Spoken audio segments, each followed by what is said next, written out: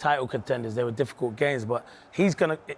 Not under pressure like where I'm saying pressure in terms of his job, but pressure where people are going to question him at the moment, Arne Slot, because last year he had Jurgen Klopp's team. Now he's brought in his players, and listen, he's done well last year. I thought he was fantastic. He's brought in his players, and the players he's brought in are not adapting, have not performed. Only a few of them have performed at the moment. So question marks would be like, how is he going to turn it around with this group of players? Because if you look at it at the moment, it's the first time I've seen Virgil van Dijk. He was getting run quite a lot. And the reason he's getting run is because the fullback in front of him, Kirkes, is not good enough at the moment. He's not settled at Liverpool at the moment. And I'm just looking at it and thinking to myself, when is it going to click for him? When is it going to click for Kirkes? Because at Bournemouth, he was so good. But at the Liverpool at the moment, it hasn't worked out. And listen, it's still early on in the season. This was bold, all the changes he made. I do like that.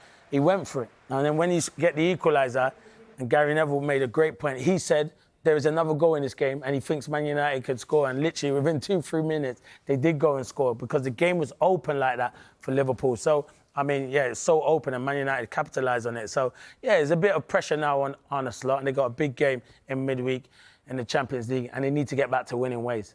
When you talked about some of the problems there, and you talked about some of the new players not clicking and the defensive issues as well, what about the midfield, who maybe weren't aggressive enough yesterday? It felt like they were leaving a lot of space there to exploit. Yeah, it's difficult. Listen, Gravenberch, I thought last season, Arne Slot turned Gravenberch into like one of the best number 6 in the Premier League. I thought he was outstanding. Obviously, he picked up an injury earlier, but he still managed to stay on the pitch. He got Szoboszlai, who can play right back or midfield, and McAllister. It's just them three are not functioning at the moment, where last season I thought they were outstanding and probably up there with one of the best midfield three in the Premier League, where this season it's just not working. But that's collectively. I wouldn't just look at the midfield. I'd look all around the pitch. You bring in someone like Wirtz, paid a lot of money. He starts on the bench. He comes on. Done all right when he came on, but hasn't really made an impact. Isak starts. He has a good opportunity where Konate plays him in through and he gets off the back of Maguire.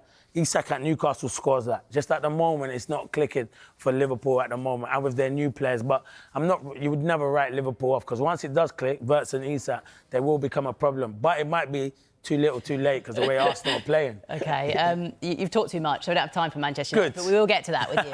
Anfield should have felt like a launch pad for Liverpool, but instead it exposed a team misfiring at the worst possible moment. The Reds dominated territory in chances, repeatedly testing the woodwork and piling pressure. Yet the scoreboard told a different story after a frantic final quarter. Bryan Mbeumo struck almost immediately to shock the home crowd.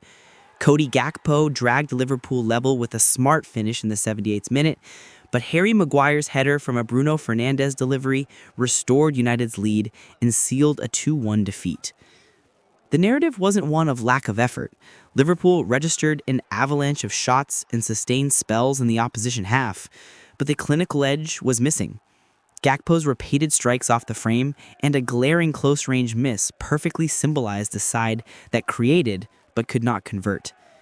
Defensive lapses at crucial moments, most notably in the build-up to Maguire's winner, compounded the frustration. Arne Slot's post-match honesty underlined the problem. Finishing and occasional sloppy defending, not intensity, have cost points in recent weeks, and confidence is ebbing as defeats accumulate. The mental reset has to be immediate. Tactical tweaks to sharpen the attack, tighter set-piece marking, and perhaps rotation to rebuild momentum. Otherwise, this rough patch risks becoming a season-defining slump. In short, performance without punch.